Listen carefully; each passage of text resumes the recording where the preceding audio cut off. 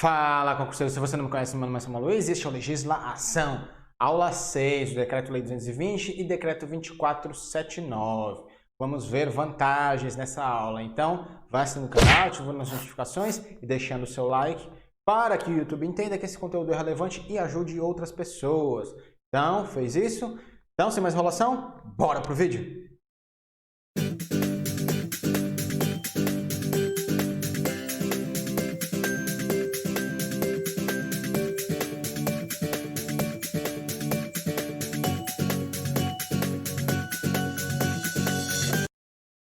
Concurso Tribunal de Estado do Rio de Janeiro, Decreto-Lei 220 e Decreto 2479. Decreto-Lei é o Estatuto e o Decreto 2479 vai regulamentar esse Estatuto, que veremos na aula de hoje. As diversas formas de vantagens previstas nessas duas normas. Antes de iniciar a aula, vou dar um recadinho aqui a respeito do nosso podcast do Legislação, já disponível aí no Spotify, Google Podcast, entre outras plataformas. Então, é só ir lá, procurar o Legislação, baixar e estudar onde estiver, na academia, durante o percurso para o trabalho, na caminhada. Você já pode estar estudando também, se preparando aí para o concurso do Tribunal de Justiça do Estado do Rio de Janeiro. Vamos lá, vamos iniciar a aula de hoje.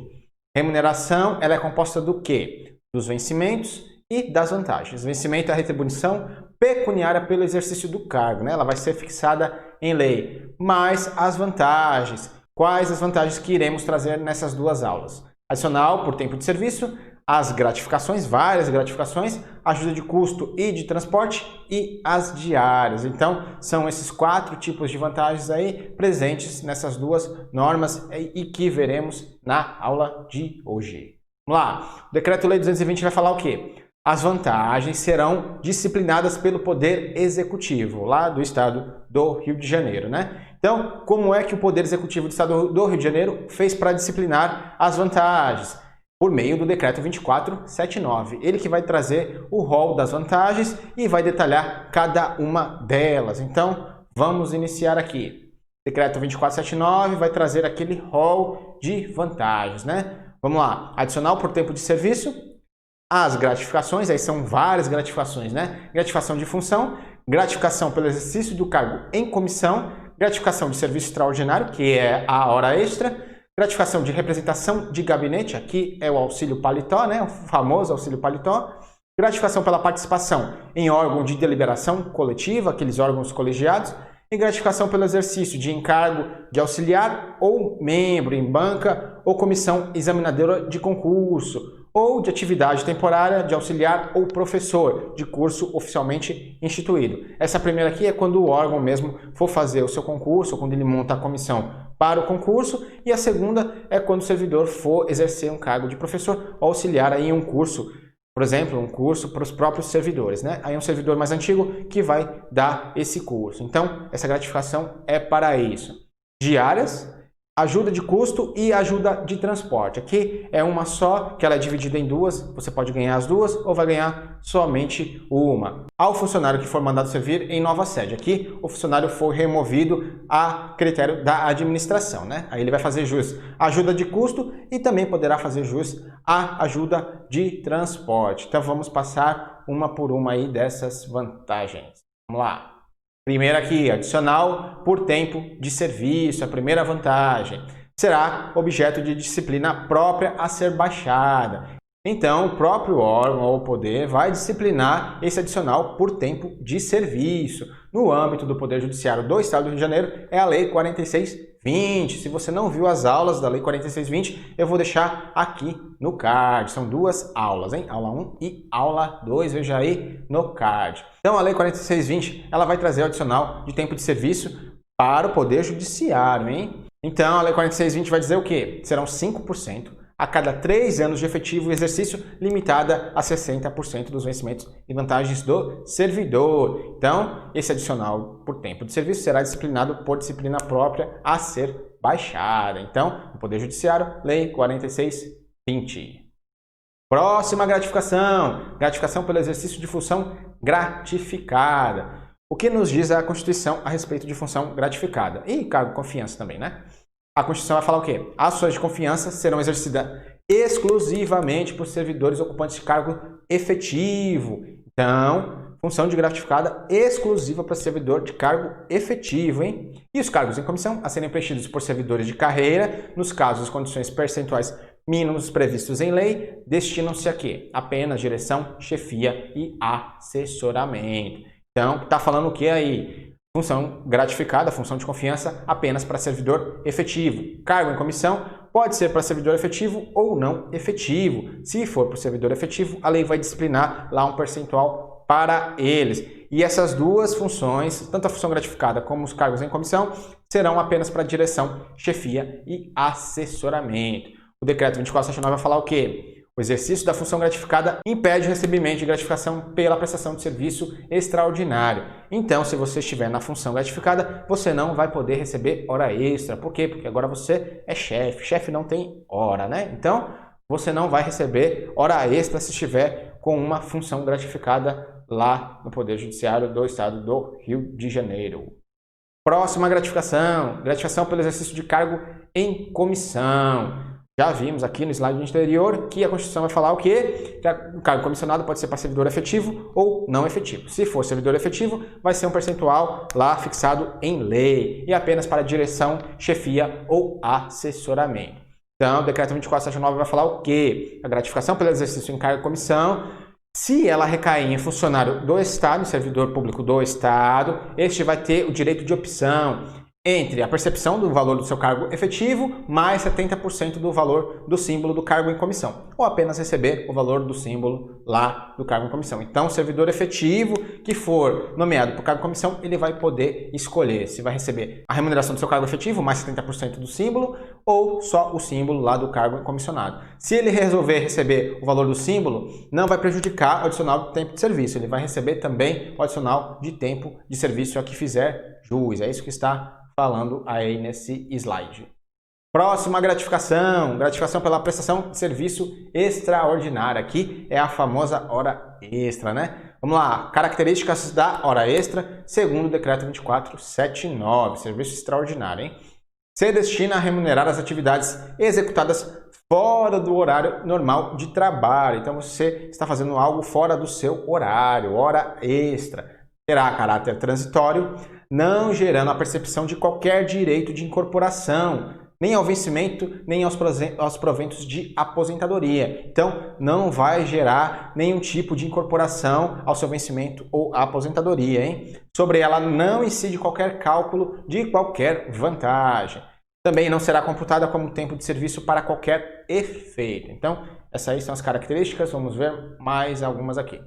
Poderá dar-se em outro órgão em que não esteja lotado o funcionário. Então, esse funcionário vai poder prestar hora extra em outro órgão diferente do seu, desde que se manifeste favoravelmente os dirigentes dos dois órgãos, né? Então, eles vão poder falar que você vai fazer uma hora extra lá em outro órgão. A duração normal do trabalho dos funcionários da administração direta poderá excepcionalmente ser acrescida de horas extraordinárias. Então, o que você está falando aí? A hora extraordinária é excepcional, é em caso excepcional, respeitando o limite de 2 horas diárias, não se admitindo recusa. Então, o que você está falando aí? Você é obrigado a prestar 2 horas de hora extra desde que for solicitado pela administração. Você não pode recusar. Então, 2 horas. Depois de 2 horas, você aceita se quiser. É o que está falando ali. As horas poderão ser ampliadas, havendo concordância expressa do funcionário, designado para a realização do serviço extraordinário. Então, até 2 horas extras você é obrigado a ficar. Depois de 2 horas extras, você fica se você quiser, né? Se você concordar, você vai fazer mais horas. Será paga por hora de trabalho, prorrogado ou antecipado. Então essa hora extra pode ser antecipada, o seu chefe manda você chegar mais cedo, ou ela pode ser prorrogada depois do serviço, né? Ele manda você ficar até mais tarde. O valor da hora extraordinária vai dividir-se o valor do vencimento mensal por 30 vezes o número de horas da jornada normal, aumentada em 50%. O que está falando aí? E a hora extra é 50%, né? Então, é a sua hora mais 50%. A gratificação pela prestação de serviço extraordinário não poderá exceder em cada mês a 50% do vencimento. Então você pode fazer várias horas extras, mas essas horas extras não poderão exceder a 50% do seu vencimento, hein? Então, muito cuidado aí com esses limites.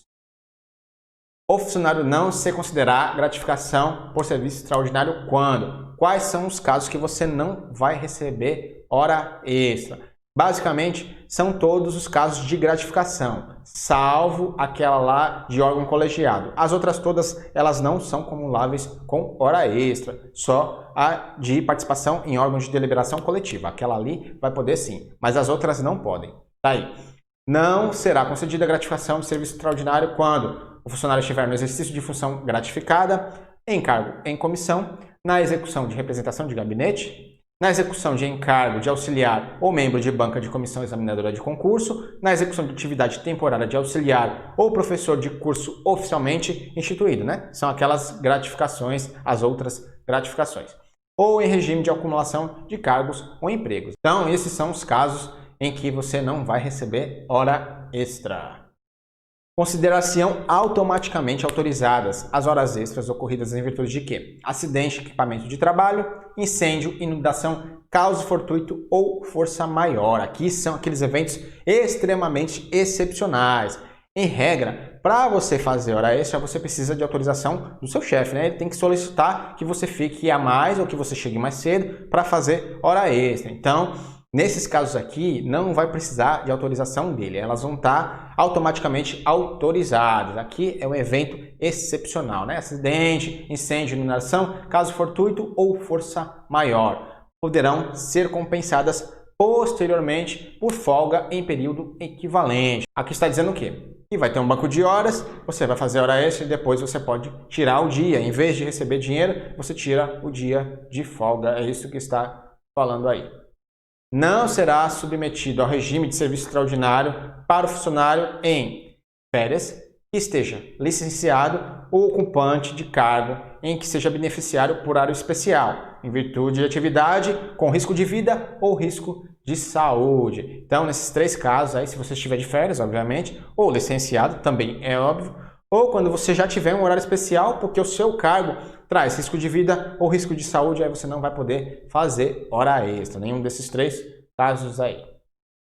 Próxima gratificação. Gratificação de representação de gabinete. Aqui é o auxílio paletó, né? A compensação de despesas de apresentação inerentes ao local exercido. Então, quando você for trabalhar lá com autoridade, lá no gabinete, você vai fazer jus ao auxílio paletó, né? Ou a remuneração de encargos especiais. Nesses dois casos, você vai poder fazer jus ao auxílio paletó, né? Para chegar lá apresentável. A representação dos funcionários ocupantes em cargo e comissão em função gratificada será fixada em lei. Então, essa gratificação é acumulada tanto com cargo e comissão ou com a função gratificada, desde que você esteja lá perto da autoridade e receba o auxílio paletó para estar bem impecável lá perto da autoridade. Nesses dois casos aí, ela vai ser fixada em lei. Vamos lá, mais detalhes aqui. A gratificação de representação de gabinete, né, o auxílio paletó, será concedida aos funcionários em exercício nos gabinetes dessas autoridades aí. Então, se você, funcionário, servidor público, for trabalhar lá no gabinete dessas autoridades, você vai receber auxílio paletó, a gratificação de representação de gabinete. Quais autoridades? Se você for trabalhar lá no gabinete do secretário de Estado, lá na governadoria do Estado, na Procuradoria-Geral do Estado, que aqui são os advogados do Estado, né? E na Procuradoria-Geral de Justiça, aqui é o órgão lá do Ministério Público. Por que a Procuradoria-Geral de Justiça está aí, professor? Porque essa norma é antiga, né? É de 79. A Constituição de 88, ela separou o Ministério Público, né? Hoje em dia ela é uma instituição autônoma, ela tem autonomia financeira, administrativa e funcional. Então, mas naquela época ela era vinculada ao Poder Executivo, por isso que ela está aí. Então, os funcionários que trabalharem nesses gabinetes dessas autoridades irão fazer jus sim à representação de gabinete, né? Auxílio paletó. E também os funcionários que, a critério dessas autoridades aí, devam ser remunerados, devam assim receber. Essas autoridades elas podem designar outro servidor que também vai receber o auxílio paletó. E o judiciário legislativo, como é que fica? As autoridades, a pessoa que trabalha lá no gabinete do presidente do Tribunal de Justiça, também vai receber, né? Lembre-se que houve uma norma posterior que estendeu os efeitos dessa norma aqui e do Decreto-Lei 220 também para o Poder Judiciário e para o Poder Legislativo. Nós falamos isso lá na primeira aula, eu vou deixar aqui ela no card. Então, também está extensivo ao Poder Judiciário e ao Legislativo. O valor individual da gratificação de representação de gabinete será fixado em tabela aprovada pelos titulares desses órgãos aí, né? O secretário de Estado, Governadoria, Procuradoria-Geral do Estado e Procuradoria-Geral de Justiça. Então, essas autoridades irão aprovar o valor individual, né? O valor que cada pessoa irá receber. Não podendo exceder a 50% do vencimento do servidor. Então, o valor individual será aprovado por essas autoridades aí.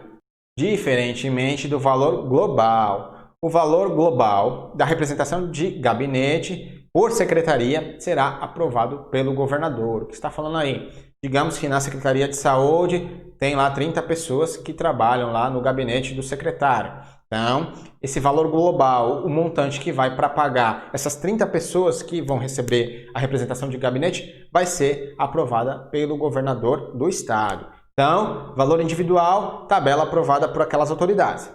Valor global, aprovada pelo governador do estado. Hein? Muito cuidado aí com essa distinção. A gratificação de representação de gabinete não será suspensa nos seguintes afastamentos. No caso de férias, casamento, luto, quando você for convocado para o júri ou outros serviços obrigatórios por lei. Licença para tratamento de saúde e licença para repouso à gestante. Faltas até o máximo de 3 durante um mês, por motivo de doença comprovada pelo órgão competente, inclusive quando em pessoa da família. Então, quando você se afastar por esses motivos aí, você vai continuar recebendo a sua gratificação de representação de gabinete, auxílio paletó. Você não vai deixar de recebê-lo. Próxima vantagem aí, né? Próxima gratificação. Gratificação pela participação em órgão de deliberação coletiva, né? Aqui é quando o servidor participa daqueles órgãos colegiados. Destina-se a remunerar a presença do componente dos órgãos colegiados regularmente instituídos, né? Quando o servidor for fazer parte desse órgão colegiado.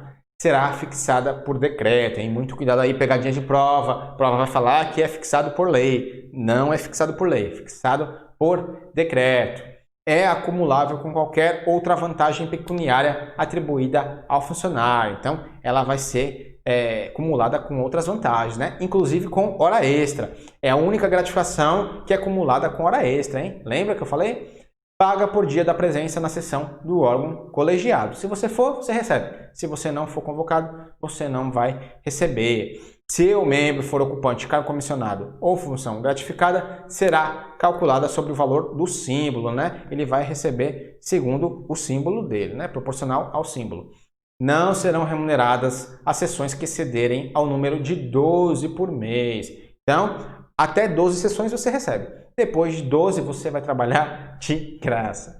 É vedada a participação do funcionário em mais de um órgão de deliberação coletiva. Essa aqui é a regra. Então, a regra é que o servidor só vai poder participar de um órgão de deliberação coletiva. Qual é a exceção? Quando ele participar em vários órgãos de deliberação coletiva, se ele for membro nato, aí ele vai poder participar em mais de um, salvo na Constituição, de membro nato. Nesse caso, ele vai poder optar pela remuneração de maior valor, né? Então, é isso que nos traz essa gratificação de órgão de deliberação coletiva, né? Participação em órgãos de deliberação coletiva. Outra gratificação aqui, pelo exercício de encargo de auxiliar ou membro de banca ou comissão examinadora de concurso. Aqui, se você for participar lá da banca que vai fazer o concurso ou da comissão que vai preparar o concurso, né? Tem órgãos que eles mesmos fazem o seu concurso. Um exemplo disso é o Ministério Público lá do Rio Grande do Sul, né? Eles têm a tradição de eles mesmos fazerem as provas lá dos seus quadros funcionais. Também vai fazer jus à gratificação aquele que for auxiliar ou professor de curso oficialmente instituído. Aqui é aqueles cursos que o próprio servidor vai dar lá, por exemplo, para uma turma que entrou, né? Os novos concursados. Então, eles elegem lá um servidor antigo que vai fazer as apresentações, vai explicar. Então, ele vai dar um curso lá dentro. Então, ele vai receber essa gratificação. Somente se o trabalho for realizado além das horas de expediente a que o servidor está sujeito, né? Então, só se for além do horário dele, ele vai receber essa gratificação. Se for no horário dele, ele não recebe nada. Essas duas gratificações aí somente para funcionários do Estado. Você tem que ser o servidor lá do órgão. Próxima vantagem, ajuda de custo. Muito cuidado aqui, que as bancas adoram isso aqui, né? Trocar o conceito de ajuda de custo com diárias. Então, muito cuidado aí. A ajuda de custo ela vai ter caráter permanente e a diária vai ter caráter transitório. Vamos ver bem direitinho as duas aí. Vamos lá. Ajuda de custo vai ser para quê? A título de compensação para as despesas de viagem, mudança e instalação. Aqui o servidor ele é removido de ofício a critério da administração. Então, nada mais justo que, se a administração quer que o servidor se desloque, saia do lugar onde ele vive para outro lugar, ela arque com as despesas, né? Então, a ajuda de custo vai ser para quê? Despesas de viagem, mudança e instalação. Ao funcionário que, em razão do exercício em nova sede, efetivamente se deslocar de sua residência, com caráter de permanência. Então, você sai da sua residência para outro lugar para trabalhar porque você foi removido de ofício lá pela administração. Então, ela vai arcar com as despesas de viagem, mudança e instalação. A ajuda de custo será arbitrada por quem? Pelo secretário de Estado ou dirigente dos órgãos diretamente subordinados ao governador, né? Governador, aqui os secretários e as autoridades diretamente subordinadas ao governador, né? São os amigos do rei lá, né? Então, eles que vão arbitrar o valor da ajuda de custo. Essa ajuda de custo ela vai ser entre 1 e 3 vezes o valor do vencimento do servidor. Então, ele vai poder receber entre 1 e 3 vezes o seu vencimento a título de ajuda de custo, salvo se missão no exterior. Nesse caso, vai competir ao governador do estado arbitrar o valor da ajuda de custo para o servidor que for exercer missão lá no exterior. Por quê? Porque aí é mais caro, né? O custo de vida lá no exterior é mais caro. Então, é o governador que vai decidir lá quanto o servidor vai receber a título de ajuda de custo em missão no exterior. No arbitramento da ajuda de custo serão levados em conta o quê? O vencimento do servidor, as despesas a serem realizadas e as condições de vida do local, né? Então vai fazer uma análise aqui sobre esses fatores e vai arbitrar lá o valor entre 1 e 3 vezes o vencimento do servidor.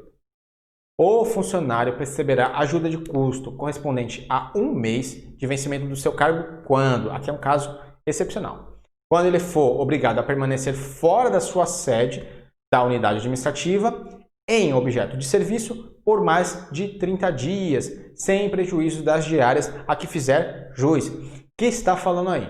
Digamos que você lá no seu órgão, a administração vai falar que você vai fazer uma atividade em tal canto. Aí você, justiça itinerante, você vai ter que ir lá com a justiça itinerante lá prestar serviço judiciário lá numa cidade do interior. Digamos que você tenha que ficar mais de 30 dias lá trabalhando. Aí você vai receber as diárias por esses 30 dias e mais 1 mês de vencimento referente à ajuda de custo. Você vai receber as duas coisas. Quando obrigado a permanecer fora da sua unidade administrativa, em serviço por mais de 30 dias. Aí você vai receber 1 mês de vencimento do seu cargo a título de ajuda de custo. Mais as diárias também que você vai receber dia a dia que permanecer lá, né? Então, aí é um caso bem difícil, é um caso excepcionalíssimo. Vamos lá, mais disposições aqui a respeito da ajuda de custo. Não será concedida ajuda de custo ao funcionário que deixar ou reassumir o exercício do cargo, em virtude de quê? Mandato eletivo ou executivo. Por quê? Porque aqui o interesse é seu, né? Você que foi lá, se elegeu, aí foi exercer o seu mandato, agora você está voltando. Ou você está indo, ou você está voltando. Aí o interesse é seu. A administração não tem nada a ver com isso, então ela não vai pagar ajuda de custo para você e não. Ao funcionário posto a serviço de qualquer outra entidade de direito público. É claro, porque se o interesse é do outro órgão, ele que pague para você se deslocar. A administração lá do Estado do Rio de Janeiro tem nada a ver com isso. Também não vai receber ajuda de custo. E quando a designação para a nova sede for a pedido seu, você pediu para ser removido, então o interesse é seu. A administração não tem nada com isso, também não vai pagar o seu deslocamento. Vamos lá. O funcionário restituirá a ajuda de custo quando não se transportar para a nova sede ou local da missão nos prazos determinados. Se você não foi no prazo, você tem que devolver a ajuda de custo. Ou também você vai ter que restituir a ajuda de custo quando, antes de decorrido 3 meses, 90 dias, do deslocamento ou do término da incumbência, você fizer o quê? Retornar, pedir exoneração ou abandonar o serviço. Então, nesses casos, antes de decorrido 3 meses, se você voltar para o lugar onde você foi, pedir exoneração ou abandonar o serviço, você vai ter que devolver a ajuda de custo. Tem um detalhe aí a respeito do pedido de exoneração. Se você pedir exoneração depois de 90 dias, aí você não precisa pagar. Se pedir exoneração antes de 90 dias, aí você precisa sim devolver a ajuda de custo. É isso que está falando aí. Não haverá obrigação de restituir quando o regresso for determinado de ofício, a própria administração manda você voltar. No caso de doença comprovada, você tem uma doença e precisa voltar, motivo de força maior, ou quando o pedido de exoneração for apresentado após 90 dias do exercício na nova sede ou local da missão. Foi o que eu acabei de falar aí. Se você pedir exoneração antes de 90 dias, aí você tem que devolver a ajuda de custo. Se você pedir exoneração depois de 90 dias, aí não precisa devolver mais nada. Nesse caso aí de restituição, a restituição será exclusiva responsabilidade do servidor e não poderá ser feita parceladamente. Você tem que devolver e tem que devolver tudo de uma vez só. É o que está falando aí. O funcionário que houver percebido ajuda de custo não entrará em gozo de licença-prêmio antes de decorrido 90 dias do exercício na nova sede ou finda a missão. Veja que esses 90 dias é importante, hein? De novo, está falando aqui que você não vai poder pedir licença-prêmio antes de decorrido 90 dias do exercício lá na nova sede, se você recebeu a ajuda de custo. É isso que está dizendo aí. Próxima vantagem aí, indenização de transporte. Ela é um desdobramento da ajuda de custo. Quando você for removido, a critério da administração, com caráter de permanência, e você utilizar veículo próprio para se deslocar lá para a nova sede, né? Aí você vai fazer ajus à indenização de transporte. Quando o funcionário que utilizar condução própria no deslocamento para nova sede, independentemente da ajuda de custo. Aqui, independente de você ter recebido ajuda de custo, se você utilizar o seu veículo próprio para ir, você vai receber a indenização de transporte. Vai ser concedida a você e aos seus dependentes. A importância integral corresponde ao valor da tarifa rodoviária no mesmo percurso, né? É o valor lá do transporte rodoviário, do ônibus, né? Da viagem de ônibus entre o seu local atual e a nova sede. Você vai receber o valor integralmente da passagem. Os seus dependentes vão receber 50% do valor da passagem, até o máximo de 3. Então você vai fazer jus à indenização de transporte. Vamos lá. Quem são os dependentes que vão fazer jus aí? Ao cônjuge e a companheira legalmente equiparada, um empregado doméstico, desde comprovada essa condição, os pais, sem economia própria que vivam às expensas do servidor, o filho, de qualquer condição, o enteado ou o menor que viva lá sobre as expensas do servidor. Esses aí são os dependentes. No caso de filho e menor que viva sob a guarda e enteado, tem um detalhe aqui. Atingida a maioridade, perderá a condição de dependente. Então, quando ele atingir 18 anos, ele perde essa condição. Salvo quando filha solteira, sem economia própria, filho inválido e filho até completar 24 anos que estude, né? Desde que não exerça atividade lucrativa. Quando é que vai ser caracterizado esse estado de sem economia própria? Significa não perceber rendimentos em importância igual ou superior a um salário mínimo. Então, nesse caso aí, vai ser considerado sem economia própria. Se a filha solteira ou o filho estudante exercerem atividade lucrativa e receberem igual ou mais que um salário mínimo, aí eles deixam de ser dependentes do servidor. É isso que está falando aí. Fala, concurseiro! Calma que eu vim só dar um recado rapidinho aqui para vocês. Nós fizemos uma reedição desse vídeo aí. Por quê, professor? Porque tem uma parte do decreto 2479 contida nessa aula que ela foi revogada. do artigo 193 ao 198. Eles foram revogados pelo decreto 41.644 de 2009. Você se já procurou alguma lei, alguma legislação do Estado do Rio de Janeiro, você viu que é uma bagunça generalizada, né? Então tem muita norma desatualizada. Então você encontra uma norma aqui, uma norma acolá, uma diferente da outra. Foi uma inscrita lá do canal que nos informou que esses artigos foram revogados, né? O nome dela é Tamis Alana. Então, obrigado, Tamis. Legislação é isso, é uma corrente de todo mundo se ajudando para, no fim, conseguirmos um objetivo em comum, né? A sonhada aprovação no concurso público. Então, pessoal, do artigo 193 ao 198 estão revogados. Eles especificavam um pouco a diária, né? Então, deixamos só o conceito de diária na aula. O resto a gente retirou. Por quê? Porque foi revogado. Se você já viu a aula, você viu um pouco a mais, não tem problema. Agora, se você não viu ainda, então você já vai estar vendo tudo atualizado. Então, é isso, pessoal. Vim só para dar esse recadinho aqui. Já reeditamos as aulas, agora está tudo ok. Então é isso, meu nome é Samuel, você está no Legislação. Bora para a aula. Vamos lá, diárias. Última vantagem que veremos na aula de hoje.